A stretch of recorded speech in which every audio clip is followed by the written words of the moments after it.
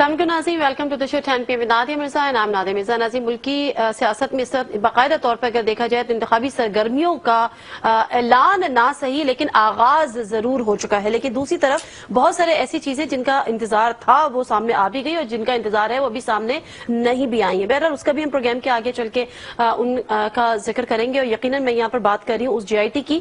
पहले पनामा फैसले का इंतजार, उसके बाद GIT की तश्कील का इंतजार। बहरहाल GIT तश्कील दे दी गई और अब वो बाकायदा तौर पर तहकीकात का आगाज पीर से करेगी। जो आज के प्रोग्राम में हम जिन इश्यूज पर बात करने जा रहे हैं पहले वो आपके सामने रख देते हैं, फिर प्रोग्राम का बाकायदा आगाज करेंगे। आज सबसे पहले हम बात करेंगे शरीफ खानदान के असासों की मजीद होंगी तहकीकात, अदालत का GIT को 60 रोज में रिपोर्ट जमा कराने के अहकामात। पनामा केस मुल्क दुश्मन साजिश करार, मरियम नवाज का सहाफी बरादरी पर वार। सिंध सेंट्रल जेल में बुनियादी सहूलियात मुकम्मल ना होने का मामला, मुत्तहिदा के एक और कारकुन को करना पड़ा हलाकत का सामना। पाक अफगान ताल्लुकात कशीदगी का शिकार, चमन इलाके की फिजा सोगवार। नाज़रीन, इस पर बात करेंगे और जो GIT में बात कर रही हूँ तो हमारे साथ जो दो ऑनरेबल गेस्ट हमारे साथ मौजूद हैं। मुनीफ फारूक जियो पे अपना प्रोग्राम करते हैं नजम सेठी के साथ, हमारे साथ लाहौर स्टूडियो से मौजूद हैं। अस्सलाम वालेकुम Munif, thank you very much for your time. और उसी के साथ PTI के स्पोक्स पर्सन फवाद चौधरी साहब भी हमारे साथ मौजूद हैं, लेकिन उसके साथ साथ वो वकील भी हैं, उनका अपना एक तजुर्बा भी है। अस्सलाम वालेकुम फवाद चौधरी साहब, बहुत शुक्रिया आपके टाइम का भी। बहुत शुक्रिया ना। अच्छा, इससे पहले कि मैं दोनों अपने जो मेहमान हैं उनकी तरफ जाऊं, मैं जरा बताना चाहती हूं अपने व्यूअर्स को कि बेसिकली GIT क्या है, किस तरह से काम करेगी, उसका मैंडेट क्या है और उसको उसके मुंतखब जो अरकान है वो कौन कौन है। पनामा केस की तहकीकात के लिए जो GIT तश्कील दी गई है बाकायदा तौर पर FIA के additional director Wajid Zia, team के सरबरा मुकर्रर स्टेट बैंक के 21वीं ग्रेड के ऑफिसर आमिर अजीज, SECP के एग्जीक्यूटिव डायरेक्टर बिलाल रसूल, NAP के 20वें ग्रेड के ऑफिसर इरफान नई मंगी, ISI के brigadier Mohammad Numan Saeed, military intelligence के ब्रिगेडियर कामरान खुर्शीद के मेंबर्स होंगे। जो इसके TORs हैं कि वो किस तरह से होगा या एग्जीक्यूट किस तरह से ये करेगी। GIT का जो सेक्रेटेरिएट जुडिशियल एकेडमी H8 में होगा। वफाकी हुकूमत GIT के अखराजात बर्दाश्त करेगी और फंड GIT के सरबरा के इख्तियार में होंगे। सुप्रीम कोर्ट ने GIT को 2 करोड़ फराम करने का हुक्म भी दे दिया है। GIT को तफ्तीश से मुतालिक नैब ऑर्डिनेंस, FIA एक्ट 1975 और ज़ाब्ते फौजदारी 1898 के तहत तमाम इख्तियारात हासिल होंगे। मुल्क भर के तमाम वफाकी सूबाई इदारे GIT की मावनत के पाबंद होंगे। अगर कोई शख्स GIT के सामने पेश होने, तफ्तीश में शामिल होने, ताउन करने, जबानी या दस्तावेजी शहादत देने से इनकार करेगा तो GIT फौरी तौर पर यह मामला सुप्रीम कोर्ट के नोटिस में लाएगी ताकि अदालत इस पर मुनासिब एक्शन ले सके। GIT हर 15 दिन बाद रिपोर्ट अदालत को भिजवाए और हतमी रिपोर्ट 7 दिन में अदालत को पेश करेगी। जो मैंडेट है, जो उन्होंने तहकीकात करनी है वो क्या है, जो सुप्रीम कोर्ट में सवालात उठाए गए थे। गल्फ स्टील मिल कैसे बनी, किस तरह फरोख्त हुई, गल्फ स्टील क्यों फरोख्त हुई, वाजबात कैसे मुंतकिल हुए, सरमाया कैसे जद्दा, लंदन और कतर पहुंचा, कम उम्र बेटों ने 90 की दिहाई में लंदन में फ्लैट्स कैसे खरीदे, दौरान समात अचानक कतरी शहजादे का खत आ जाना हकीकत या फसाना, कतरियों के फ्लैट्स में शेयर्स की शफाफियत क्या है, नेल्सन और नेस्कल कंपनी से फायदा उठाने वाले कौन है, हेल मिटल और फ्लैगशिप इन्वेस्टमेंट लिमिटेड और दीगर कंपनीज के लिए सरमाया कहां से आया, हसन नवाज ने कैसे इन कंपनीज को हासिल किया, इन कंपनीज को चलाने के लिए अरबों रुपए का सरमाया कहां से आया, हसन नवाज ने मियां नवाज शरीफ को कहां से लाखों रुपए तोहफे में दिए। मुनीफ फारूक, पहले मैं आपकी तरफ आती हूँ क्योंकि आप एक लॉयर भी हैं, वैसे तो दोनों शख्सियात जो हमारे मेहमान हैं वो लॉयर भी हैं। मुझे ये बताएगा कि पहले भी GITs बनी है, बड़ी बड़ी GITs की एग्जाम्पल हमारे सामने है और दी भी जाती है हर दफा। क्या पहले कोई ऐसा प्रेसिडेंट है जिसमें ये ऐसा मैंडेट हो, ये उसके TORs हो और फिर 19वें ग्रेड के नहीं 20वें और 21वें ग्रेड के ऑफिसर्स हो जो ये तहकीकात करेंगे वजीर आजम से? बिस्मिल्लाहिर्रहमानिर्रहीम। देखिए, इस GIT की नौयत जो है वो अपन कम से कम मेरे अंदाजे में तो एक नई किस्म की नौयत है, इसलिए क्योंकि GITs खैर बनती रहती हैं। एक बात तो ये है कि जो इसका नाम है, जिस तरह से इसको, ये कमीशन भी हो सकता था, इंक्वायरी कमीशन भी हो सकता था, लेकिन जब इसको कॉन्स्टिट्यूट करने के लिए कहा गया, जो ऑपरेटिव पार्ट था उसके अंदर, तो GIT का नाम रखा गया। तो उससे भी नेचुरली वो एक एलिमेंट नजर आता है कि किसी किस्म की शायद इसके अंदर कोई एक तकरीबन कहा जाए तो एक किस्म की क्रिमिनल इंक्वायरी होगी। अब कुछ ऐसे सवालात हैं, तकरीबन 13 के करीब ऐसे सवालात हैं जिनका जिक्र आपने भी किया, उनके जवाब ढूंढना है। یہ تو بات ذہن میں رکھیے کہ پہلے اس طرح کا کوئی پریسیڈنٹ تھا یا نہیں تھا، لیکن یہ پریسیڈنٹ ضرور تھا سپریم کورٹ کے اندر ہی، اور گزشتہ 5-6 سالوں میں بھی، جب خاص طور پر افتخار چودھری صاحب رہے، کہ ڈائریکٹ جو رپورٹنگ لائنز تھی وہ اداروں کی سپریم کورٹ کو ہو جاتی تھی. سپریم کورٹ خود ڈائریکٹ کرتے تھے اداروں کو کہ کسی بھی کیس سے متعلق جو تفتیش ہے اس کے نتائج، اس کے اندر جو پروسیڈنگز ہوئی ہیں، جو رزلٹ نکلا ہے، اس کے بارے میں سپریم کورٹ کو آگاہ کیا جائے. تو اس جی آئی ٹی کا بھی بڑا کلیئر مینڈیٹ ہے، ہر 15 دن کے بعد، 14 دن کے بعد انہوں نے سپریم کورٹ کے اندر اپنی رپورٹ جمع کرانی ہے. اب دیکھنا یہ ہے کہ وہ کتنی آسانی سے ان سوالات کے جواب حاصل کر سکتے ہیں، کیونکہ یہ یاد رکھیے کہ شاید ان کے تمام جواب یا جوابات پاکستان کے اندر نہ ملیں. کچھ ایسے جواب بھی ہیں جن کو ڈھونڈنے کے لیے شاید سعودیہ بھی جانا پڑے، قطر کی بات خود ہو گئی، قطر بھی جانا پڑے، یا وہاں سے بھی کچھ دستاویزات حاصل کرنے پڑے، انگلینڈ بھی جانا پڑے. جی ہاں، ایگزیکٹلی، کیونکہ اس کے اندر جو پوری جو ایک قسم کی جو پوری میں سمجھتا ہوں کہ کہانی بنائی گئی تھی کہ کس طرح سے بقول شریف خاندان کے کہ انہوں نے کس طرح سے یہ فلیٹس خریدے، کس طرح سے گلف اسٹیل میں بنی، اس کے پروسیڈز کہاں گئے. ٹھیک ہے، میں ذرا فواد کی طرف بھی آ جاتی ہوں، پھر اس کو بڑا ٹیڈیس ٹاسک ہوگا. ٹھیک ہے، بہت سیریس ٹاسک ہوگا. فواد چودھری صاحب مجھے یہ بتائیں کہ آپ لوگوں کے جو یہ تحفظات ہیں جس کی بنیاد پر آپ وزیر اعظم سے کہتے ہیں کہ استعفیٰ دیجیے کہ جی 19ویں گریڈ کے آفیسرز وزیر اعظم سے بیٹھ کے تحقیقات کریں گے. اب جو جی آئی ٹی بنی ہے جس پہ بڑی چھاٹ پھٹک کے نام لیے گئے ہیں، عدالت نے باقاعدہ طور پہ یہ کہا کہ جی ہمیں لگ رہا ہے کہ ہم سے کھیل کھیلا جا رہا ہے، ہمیں نام دے دیں، پہلے نام ریجیکٹ بھی کر دیے. تو اب آپ کے تحفظات میں کی شدت میں کوئی کمی واقع ہوئی ہے کہ آپ کو لگتا ہے کہ ہاں اب جو جی آئی ٹی تشکیل دی گئی ہے وہ تحقیقات مضبوط طریقے سے کر سکے گی اور جو پی ایم ہاؤس ہے وہ اس پہ انفلوئنس نہیں کر سکے گا؟ دیکھیے، پہلی بات تو یہ ہے کہ جو استعفے کی ڈیمانڈ ہے وہ قانونی سے زیادہ وہ اخلاقی اور سیاسی ہے. آپ کوئی بھی جو حکومت ہے، جو سول گورنمنٹ ہے، وہ 3 اس کی بنیادیں ہیں جس کے اوپر وہ کھڑی ہوتی ہے. وہ ایک اپنی اخلاقی بنیاد کے اوپر کھڑی ہوتی ہے، وہ اپنی آئینی اس کی جو لیجٹیمیسی ہے اس کے اوپر وہ کھڑی ہوتی ہے، اور پھر وہ اپنی ایڈمنسٹریٹو طاقت کے اوپر کھڑی ہوتی ہے. ٹھیک ہے، لیکن اب چونکہ کانسٹیٹیوٹ ہو چکی ہے نا یہ جی آئی ٹی، تو میں اس پہ آپ سے بات کرنا چاہتی ہوں کہ اس پر آپ کس طرح سے اس کو دیکھتے ہیں؟ جی، تو میں عرض یہ کر رہا ہوں کہ اب ان کی جو بنیاد ہے، اور اگر آپ مورل اتھارٹی گورنمنٹ میں نہ رہے تو پھر تو اس کے بغیر تو فوجی حکمران بھی یہاں پر اپنے زور کے اوپر جو ہے وہ چلتے رہتے ہیں، 10 سال چلتے رہتے ہیں. فرق ہی یہ ہوتا ہے پولیٹیکل گورنمنٹ میں اور فوجی گورنمنٹ میں کہ ان کی اپنی ایک مورل سٹینڈنگ ہوتی ہے، اس لیے ہم استعفے کا مطالبہ کر رہے ہیں. جہاں تک جوائنٹ انویسٹیگیشن ٹیم کا تعلق ہے یا سپریم کورٹ کا تعلق ہے، ہم پہلے بارہا یہ کہہ چکے ہیں کہ جو بھی فیصلہ وہ کریں گے وہ ہمیں منظور ہوگا اور ہم اس کے مطابق جو ہے وہ عمل کریں گے. اور جے آئی ٹی کے ساتھ جو آفیسر جو بھی آ جائیں، اصل معاملہ یہ ہے کہ یہ ٹرانسپیرنٹ کتنی ہوتی ہے. یہی تو پوچھ رہی ہوں کہ آپ کو اس کے تحفظات ہیں یا آپ کو لگتا ہے کہ یہاں ٹرانسپیرنٹ ہوگی؟ ہم یہ سمجھتے ہیں کہ ایک تو ٹرانسپیرنٹ ہونی چاہیے. جو جے آئی ٹی جو انٹرویوز کرے وہ ہمیں پتہ ہونی چاہیے. 15 دن کے بعد جو سپریم کورٹ کے ساتھ رپورٹ شیئر کرے، سپریم کورٹ کو رپورٹ ہمارے ساتھ شیئر کرے اور ہم اس کو لوگوں کے ساتھ شیئر کریں، کیونکہ یہ کوئی عمران خان کا ذاتی کیس تو ہے نہیں، یہ تو 20 کروڑ لوگوں کا مقدمہ ہے. ہم تو صرف وکیل ہیں 20 کروڑ لوگوں کے جو سپریم کورٹ میں یہ مقدمہ لے کر کے گئے ہیں. لوگوں کو پتا ہونا چاہیے جتنا انٹرسٹ عمران خان کا ہے اتنا انٹرسٹ نادیہ مرزا کا بھی ہے، اتنا انٹرسٹ میرا بھی ہے، منیب کا بھی ہے، کیونکہ ہمارے پیسے چوری ہو کے لندن میں اپارٹمنٹ کی صورت میں بدل گئے ہیں. لہٰذا ہمیں پتہ ہونا چاہیے. اس کا فیصلہ، اس کی تمام تحقیقات جے آئی ٹی میں ہوں گی. میں جب جے آئی ٹی کو کانسٹیٹیوٹ کرنے کی بات ہو رہی تھی اور ججز صاحبان کے جو ریمارکس ہمارے سامنے آ رہے تھے وہ بھی اتنے ہی کنسرن تھے اس کی ٹرانسپیرنسی کو لے کر. لیکن اس کے ساتھ ساتھ جسٹس اعجاز افضل انہوں نے ایک جگہ پر کہا جو کہ باری بات سامنے بھی آئی اور بڑے اس پہ باتیں بھی ہوئی، سوشل میڈیا پہ بھی اس کا ذکر ہوا، اخباروں میں بھی خبر لگی، ٹیلی ویژن پہ بھی خبر آئی. ان کے ریمارکس یہ بھی تھے کہ فیصلے کے بعد ایک سیاسی لیڈر نے کہا کہ 5 ججز نے وزیر اعظم کو جھوٹا قرار دیا. وزیر اعظم کو نہ تو میں نے جھوٹا قرار دیا اور نہ ہی اس بینچ پہ موجود باقی 2 ججز نے ایسا کہا. انہوں نے نام نہیں لیا، انہوں نے ایک سیاستدان کا. لیکن اس کے بعد جو کلپس چلے شاہزیب خانزادہ کے پروگرام میں بھی اور دیگر پروگرامز میں بھی، وہ یقیناً عمران خان صاحب کے ہی چلے. کیا وہ کلپس چل رہے تھے سوشل میڈیا پہ بھی اور ٹیلی ویژن اسکرین پر بھی؟ کیا باتوں میں تضاد تھا؟ یہ ذرا کلپ دیکھیے گا، پھر ذرا منیب سے بھی اس پہ بات کروں گی کہ ایسا کیوں ہوا. ڈیمانڈ کرو نواز شریف سے کہ استعفیٰ دو.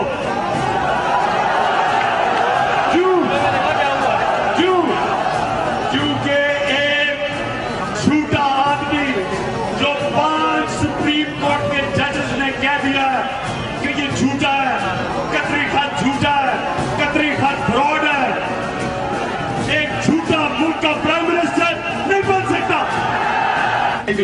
स्टेटमेंट आई है कि जजेस ने कहा है कि वो झूठ बोलते हैं, मेरी तरफ से कहा है। मैं वाज़ेह कर दूं मैंने क्या कहा है। मैंने ये कहा है कि 2 जजेस ने नवाज शरीफ को झूठा भी कहा है और करप्ट भी कहा और उसको क्या डिस्क्वालीफाई करें, और 3 जजेस ने जो नवाज शरीफ का डिफेंस था कतरी खत, किसी भी 5-6 जजेस ने किसी को उसको तस्लीम नहीं किया। मैं उसको ये समझता हूं कि जब जजेस ने कतरी खत को नहीं माना, इसका मतलब कि जो मेन डिफेंस था कि पैसा यहां से बाहर कैसे गया, वो खत्म हो गया नवाज शरीफ का, यानी कि कतरी खत झूठ था। मुनीफ फारूक, मुझे बताएं कि ये कुछ मिस अंडरस्टैंडिंग थी या बयानात में तजाद जो था वो कॉन्ट्रडिक्शन था, क्या था? देखिए नादिया, बात यह है कि मिसअंडरस्टैंडिंग भी कोई नहीं थी और ना ही कोई तजाद वाली बात है। देखिए ये एक सियासी केस है, उसका जो रिजल्ट निकला, जिस तरह से उसको फिर इंटरप्रेट किया गया, वो भी सियासी नौइयत का ही होना था। हाँ, ये बात जरूर है कि जब जलसों में बात की जाती है, खास तौर पर जब इमरान खान साहब इस हवाले से बात करते हैं, तो वो कुछ होता है, आप जोश खिताबत में कुछ चीजों को एग्जैजरेट भी करते हैं। इमरान खान साहब ये जरा कन्वीनियंटली कर जाते हैं, उनके लिए कोई ये बात इतनी अहमियत आप ये कह रहे हैं कि खान साहब ज्यादा करते हैं जलसे के अंदर, जलसों में वैसे आमतौर पर नहीं होती। ये तो देखिए मेरे कहने से फर्क नहीं पड़ता, ये तो एविडेंस मौजूद है ना, रिकॉर्ड के ऊपर है। इमरान खान साहब ने कितनी ऐसी बातें 2011 से लेकर खास तौर से अगर मैं कहूं 2017 तक की हैं, जिनमें मैं कहूंगा कि वो ओवरकिल के लिए गए हैं। शायद मवाद इतना नहीं था, उन्होंने अपनी तरफ से ज्यादा ऑफेंसिव किया है। लेकिन एक बात देखिए, ये बात चौधरी साहब ने भी जजमेंट पढ़ी है, judgement as a student of law, as a lawyer मैंने भी पढ़ी है। देखिए एक बात जहां पर भी कहा गया है, ये मेरी इंटरप्रिटेशन है जो मैं समझता हूं कि ये जरूर कहा गया है कि जो स्टोरी या जो जस्टिफिकेशन वजीर आजम के बच्चों ने या उनके खानदान ने दी है, उसको बिलीवेबल स्टोरी नहीं कहा जा सकता, यानी कि उसको एक्सेप्ट नहीं किया जा सकता, या उसमें कुछ लूप होल्स हैं, उसमें कुछ ग्लिचेस हैं, ऐसे सवालात हैं जिनका जवाब नहीं मिला। लेकिन बात यह है कि अगर इमरान खान साहब फरमा रहे हैं कि कतरी खत झूठा है, डिक्लेयर हो गया झूठा है, अगर वो कतरी खत झूठा है तो फिर कतरी खत की तहकीक किस लिए हो रही है अब इस वक्त? नहीं, लेकिन तमाम जजेस ने तो उसको झूठा नहीं करार दिया मुनीफ।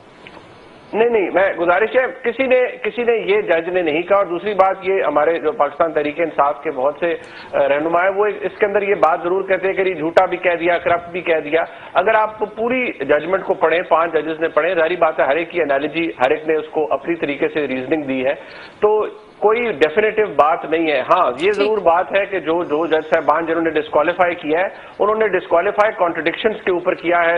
आप ये कह रहे हैं मुनीफ, आप ये कह रहे हैं कि 5 जजेस ने झूठा करार नहीं दिया?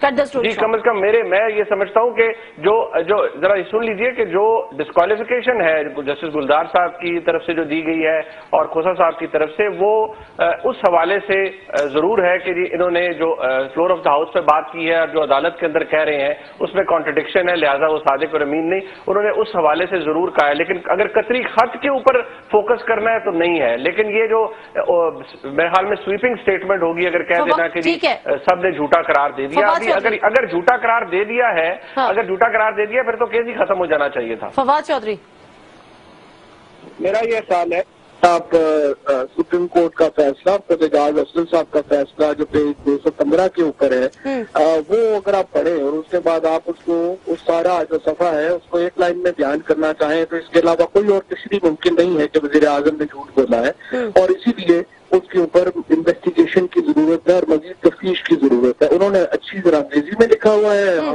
लेकिन फिर जस्टिस एजाज अफजल को ये रिमार्क्स देने की जरूरत क्या पेश आई कि मैंने भी झूठा करार नहीं दिया, 2 जजेस ने भी झूठा करार नहीं दिया?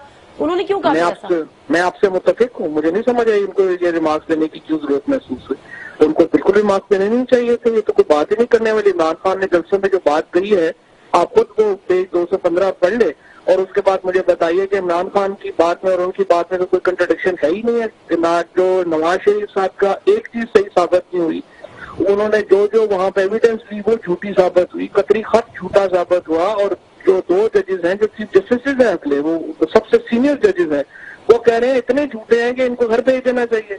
3 कह रहे हैं इतने झूठे हैं कि इसकी इन्वेस्टिगेशन होनी चाहिए। अब आप देखें कि जो आप फैसले की अगर आप इंटरप्रिटेशन करेंगे कि मेरा राइट है करने का, इसी तरह से अगर मुस्लिम लीग जो है انہوں نے نکل کے تو باہر مٹھائیاں بانٹی تھی. انہوں نے تو کہا تھا وزیراعظم کو 5 ججز میں وزٹ کیا. اچھا ٹھیک ہے فواد، دو تین چیزیں اور ہیں. ایک تو یہ کہ منیر، مجھے نہیں پتا منیر فاروق کیا سمجھتے ہیں کہ آپ جس پولیٹیکل موریلٹی کی بات کر رہے ہیں کہ ابھی بھی منیر آپ یہ سمجھتے ہیں کہ وزیر اعظم کو استعفیٰ دینا چاہیے یا استعفیٰ نہ دیں تو کم از کم ان 60 دنوں کے لیے اسٹیپ ڈاؤن ہونا چاہیے تاکہ وہ کسی بھی قسم کا انفلوئنس نہ کرے اس کمیٹی کو. دوسرا معاملہ ہے 10 ارب کے ان معاملے کا جس پہ خاموشی چھا گئی ہے جب سے عمران خان نے یہ کہا ہے اسلام آباد کے جلسے میں کہ جی کورٹ نہ جانا. انہوں نے کیا کہا تھا ذرا یہ بھی سن لیجئے گا، پھر میں اس پہ دونوں جو شخصیات ہیں ان کا بھی اس پہ اوپینین لوں گی. شہباز شریف نے کوئی دعویٰ کیا ہے کہ وہ میرے اوپر کوئی بہت اربوں روپے کا ہرجانہ کیا اس نے میرے پہ. وہ یہ کہہ رہا ہے کہ میں نے جو کہا ہے کہ مجھے 10 ارب روپے کی آفر دی وہ غلط ہے. بڑا اچھا ہو کہ آپ مجھے عدالت میں لے کے جائیں. پہلے تو عدالت میں جا کے اس کے لیے پروٹیکشن لوں گا، پھر اس کا نام بھی بتاؤں گا. لیکن شہباز شریف اور نواز شریف ابھی آپ سے کم ہوئے، بہتر ہے عدالت میں نہ جانا. نواز شریف شہباز شریف عدالت میں نہ جانا. منیر فاروق صاحب، انہوں نے نواز شریف اور شہباز شریف دونوں نے ان کی بات سن لی. 30 اپریل کو انہوں نے اناؤنس کیا تھا اور آج 6 مئی ہو گئی. یہ خاموشی ہے، یہ خاموشی کسی طوفان کا پیش خیمہ ہے یا خاموش ہو کے خود ہی بیٹھ گئے؟ کیا لگتا ہے؟ دیکھیے بات یہ جو اس حوالے سے یہ 10 ارب روپے والی بات تھی، اب اللہ عالم بصواب، میں اب میرے پاس کوئی غیب کا علم تو ہے نہیں، لیکن میں نہیں سمجھتا کہ کوئی اتنا پاگل ہو سکتا ہے کہ وہ عمران خان صاحب کو 10 ارب روپے کی آفر کر دے. نہیں تو پھر عدالت میں سے جاننا یہ چاہ رہی ہوں کہ عدالت ابھی تک کیوں نہیں گئے؟ خاموشی ہے یا سوچ رہے ہیں کہ ابھی جانا ہے یا نہیں جانا ہے؟ کیونکہ عمران خان صاحب نے للکارا ہے. وہ بھی کوئی طریقہ ہوگا نا شاید. پہلے دیکھیے گزارش یہ ہے کہ شاید پہلے وہ ایک تو نوٹس سرو کیا جاتا ہے نا، ایک نوٹس سرو کریں گے، وہ 15 دن گزریں گے، اس کے بعد عدالت جائیں گے. لیکن عمران خان صاحب کے لیے اگر کوئی عدالت چلا بھی گیا تو کوئی یہ تو نہیں نا کہ پہلے ہائی کورٹ یا سپریم کورٹ میں چلے جائیں گے. زیادہ سے زیادہ کیا ہوگا، کسی لوور کورٹ میں جائیں گے. عمران خان صاحب کو اس کا کوئی جسے کہا جاتا ہے اس سے کوئی فرق نہیں پڑتا. عمران خان صاحب کے خلاف متعدد حق عزت کے دعوے ہوئے ہیں اور عمران خان صاحب بڑے کنوینئنٹلی نہ جاتے ہیں نہ جواب دیتے ہیں. نہیں وہ تو ٹھیک ہے، لیکن میرا خیال ہے اس وقت جانا بھی تو بہت ضروری ہے نا، کیونکہ یہ تو سچ ہے جھوٹ کا فیصلہ ہونا ہے. اگر شریف برادران سچے ہیں تو پھر وہ عدالت کو جائیں گے اور ان کو جانا چاہیے، خاموش نہیں بیٹھنا چاہیے.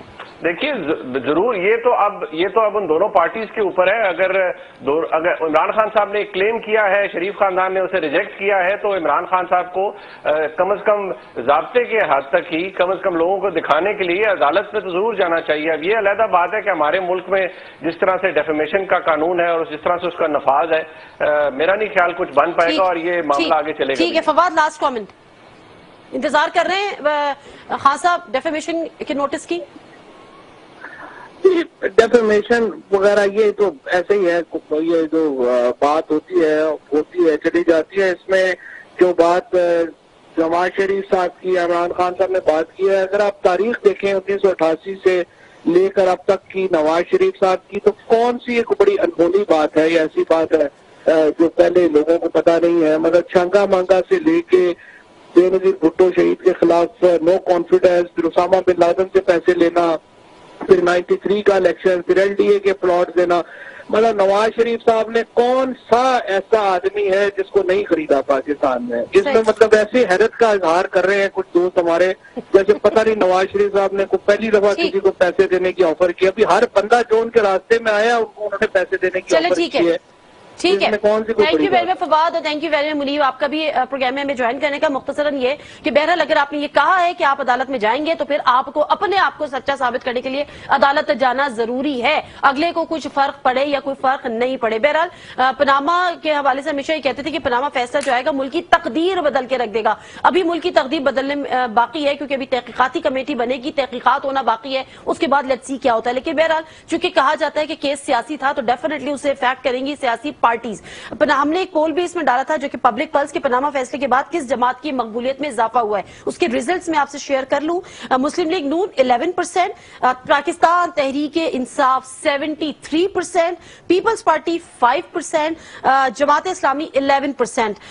یہ اس میں تقریباً 3,500 کے قریب لوگوں نے اس میں ووٹ کیا ہے. سو فار اس کے ریزلٹس یہ آئے ہیں. میں مختصر سا بریک لوں گی، بریک سے واپس آؤں گی تو ذرا ٹویٹس کا معاملہ بھی ہے. لیکن ٹویٹس کا معاملہ صرف یہ نہیں ہے کہ مریم نواز شریف صاحبہ نے ٹویٹ کر دی اور جو جرمن جرنلسٹ ہے انہوں نے اس کا جواب دے دیا. معاملہ یہاں پر یہ ختم بھی نہیں ہونا چاہیے, کیونکہ بات یہ ہے کہ جب عمر چیمہ جیسے ایک جرنلسٹ پر, ایک لوائل جرنلسٹ پر جس کی ایک بڑی انٹیگریٹی, اس پہ جب یہ اس قسم کی سوالات اٹھائے گئے, اس کو صحافی برادری نے بڑا پرسنل بھی, حامد میر صاحب نے بھی مریم نواز سے اس کو کہا کہ جی آپ اس پوری صحافی برادری پہ حملہ ہے, آپ اس کو واپس لیں, اس کا اسٹیٹس کیا ہے وہ بھی جانیں گے. لیکن اس کے ساتھ ساتھ کراچی سینٹرل جیل میں ایک اور ایم کیو ایم کا جو ورکر تھا اس کی ہلاکت ہوئی, اس پر ایم کیو ایم نے بڑا شور بھی مچایا. معاملہ کیا ہے, یہ ہلاکتیں کیا ہو رہی ہیں, جیل کی صورتحال کیا ہے, اس پر بھی بات کریں گے. مختصر سا بریک, واپس آتے ہیں.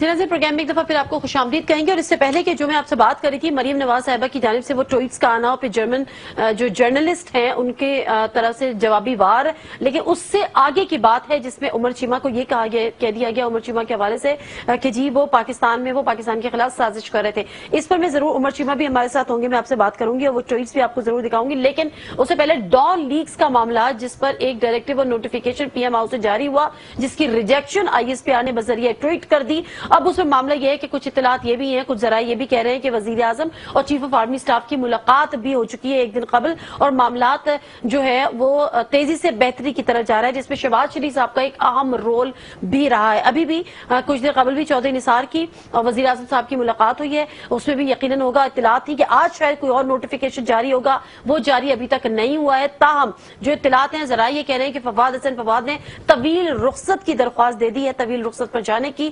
تو اس وقت جو فواد کا نام آ رہا تھا کہ ان کو بھی بچانے کی کوشش کی جا رہی ہے, اور انہی کے نام سے وہ نوٹیفیکیشن جاری کر دیا جس پر ایک ٹینشن بھی بنی اور صورتحال ٹینس بھی ہوئی. بہرحال معاملات بہتری کی طرف جا رہے ہیں, یہ خوش آئند ہے.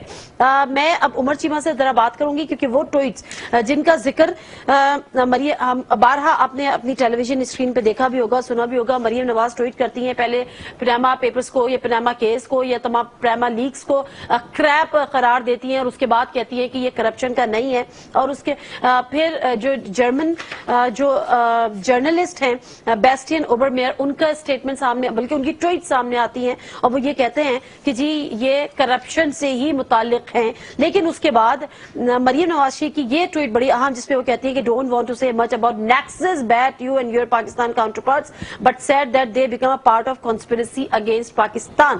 جس پہ جو جرمن جرنلسٹ کا ان کو جو بیسٹین کا جو ان کو جواب ملتا ہے, وہ جواب یہ ملتا ہے کہ Panama paper is not about only Pakistan and it's nothing about bringing down a government. لیکن بہرحال اس پہ معاملہ آگے کیا ہوا, میں ذرا بات کروں گی عمر چیمہ صاحب سے, ہمارے ساتھ اس وقت موجود بھی ہیں. السلام علیکم عمر چیمہ صاحب, مجھے یہ بتائیے گا کہ پی ایم ایل این جو پناما فیصلہ آیا اس پہ بٹھائی بات رہی تھی, یہ تمام چیزیں الگ ہیں.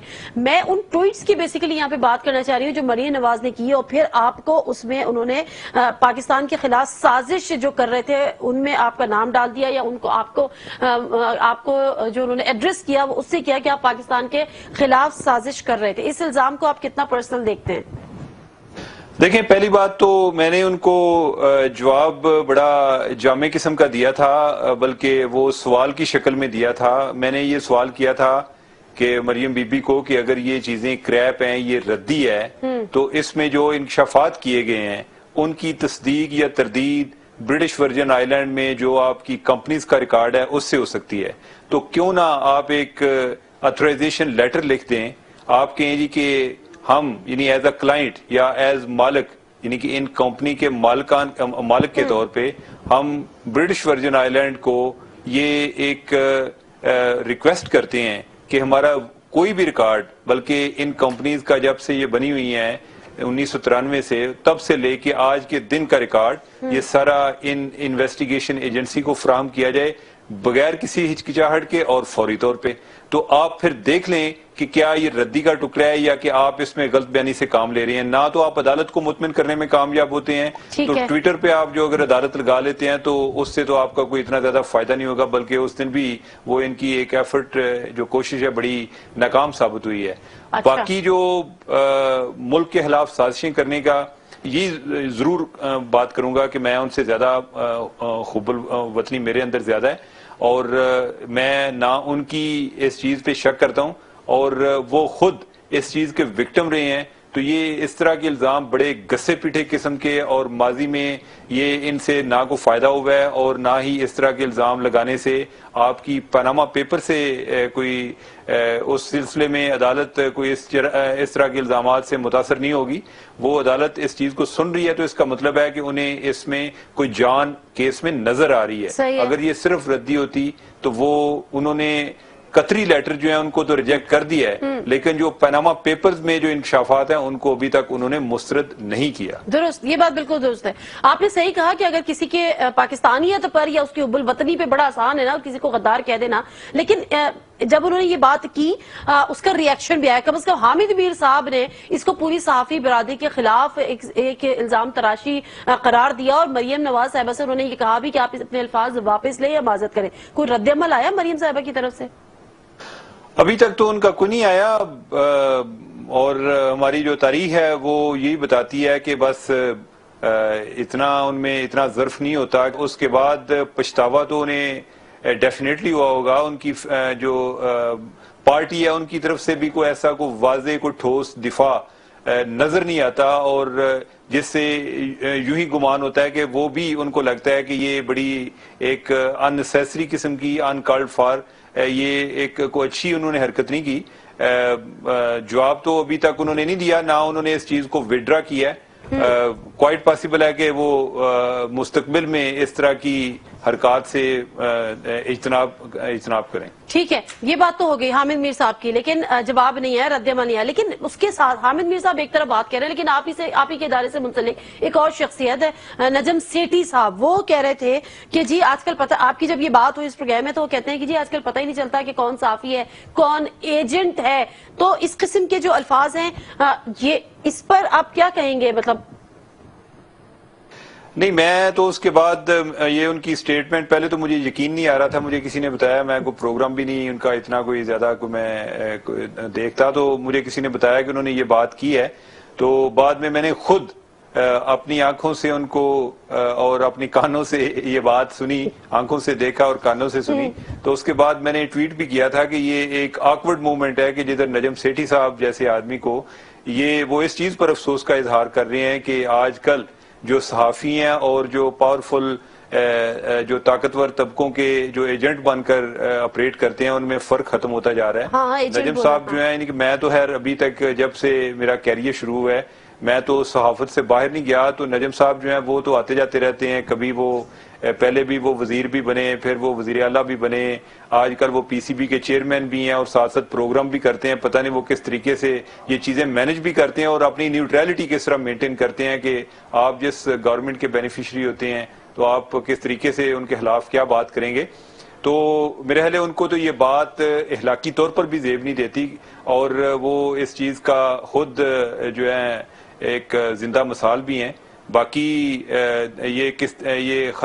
یہ جو فرق ختم ہوتا جا رہا ہے وہ اپنے تجربے کی بنیاد پہ انہیں خود بتانا چاہیے کہ یہ کس طریقے سے ختم ہوتا ہے اور جو جرنلسٹ ہیں ان کی انٹیگریٹی کس طریقے سے کمپرومائز ہو رہی ہے. ٹھیک ہے، تھینک یو ویری مچ عمر چیمہ صاحب. نذین عمر چیمہ سے بات کر رہے تھے، بہت آسان ہے کسی پہ الزام لگا دینا، لیکن اتنا ہی مشکل ہے اس الزام کو ثابت کرنا. مختصر سا بریک لیتے ہیں، بریک سے واپس آتے ہیں، ایم کیو ایم کے ورکر کی بات کریں گے. بات یہ ہے کہ اس کی ہلاکت ہوئی جیل کے اندر ہوئی، جیل کے حالات کیا ہیں، وہاں پہ کیا میڈیکل فیسلٹیز دی جاتی ہیں نہیں دی جاتی ہیں، قیدی کس حالت میں رہتے ہیں. مختصر سا بریک لیتی ہوں، واپس آؤں گی. تو سلیم شہزاد جو کہ خود اس وقت جیل میں ہے، آج جب وہ اپنی ہیئرنگ کے لیے آئے تھے ان سے ہماری بات ہوئی تھی، وہ بھی ہم آپ کو سنوائیں گے کہ وہ بیسیکلی کیا کہہ رہے تھے. واپس آتے ہیں.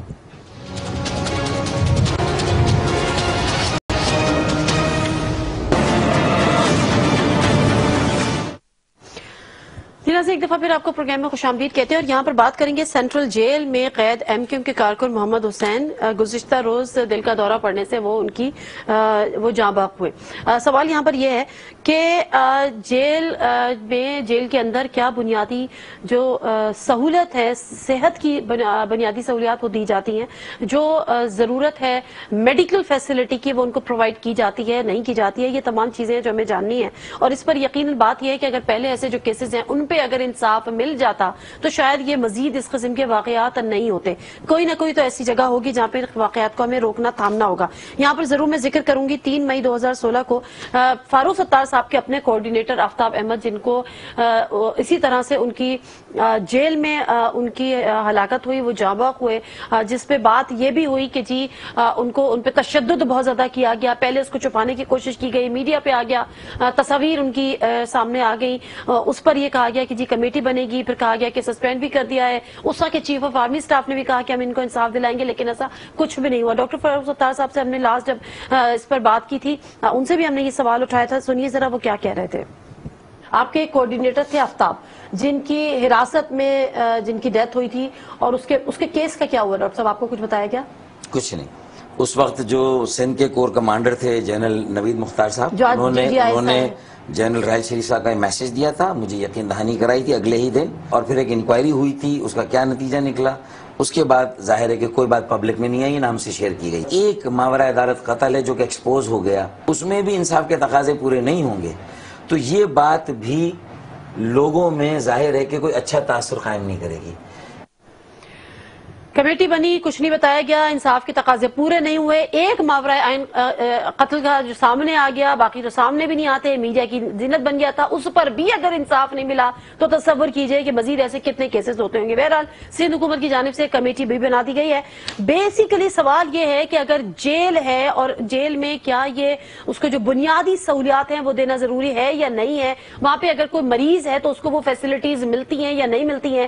سلیم شہزاد صاحب جو کہ ایم کیو ایم کے رہنما بھی رہے ہیں، آج کل تو وہ شاید نہیں ہے کیونکہ کوئی پارٹی ان کو اون کرنے کو تیار نہیں ہے، وہ آج بھی جیل میں ہے. جب وہ جیل سے باہر آتے ہیں تو مختلف شخصیات سے رابطہ کرتے ہیں، مجھ سے بھی ان کا رابطہ ہوتا ہے، میں نے بھی ان سے گفتگو کی تھی.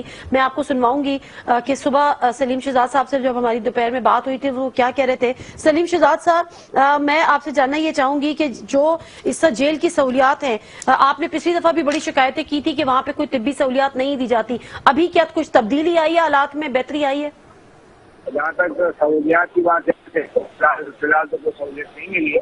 دوسری ہے کہ ایک افسوسناک واقعہ آپ کھیل میں آیا ہوگا کہ ایک ایم کیو ایم کے کارکن محمد حسین کی ہلاکت ہوئی ہے. یہ ہلاکت جوڈیشل مرڈر ہے اور اس پہ صرف سپرڈنٹ کو سسپینڈ کرنے سے مسئلہ نہیں ہوگا. میں نے ابھی بھی سپریم کورٹ کی چیف جسٹس سے یہ معجبانہ درخواست کی ہے کہ وہ سموٹو ایکشن لے اور تحقیقات کرائیں کہ اس کے پیچھے عوامل کیا ہے. ایک بہت بڑا مافیا ہے جو جیل میں قیدی ہے، ان کو بغیر پیسوں کے یا تعلقات کے میڈیکل فیسلٹیز نہیں دیتے. اس وجہ سے اب تک 32 کارکن ایم کیو ایم کے ہلاک ہو چکے ہیں اور حالیہ محمد حسین کو جس طریقے سے زندہ حالت میں اس کو جو ہے وہ مردہ خانے میں پھینک کے چلے گئے. پروگرام سے دیجیے نادیہ مرزا کو اجازت. اللہ حافظ.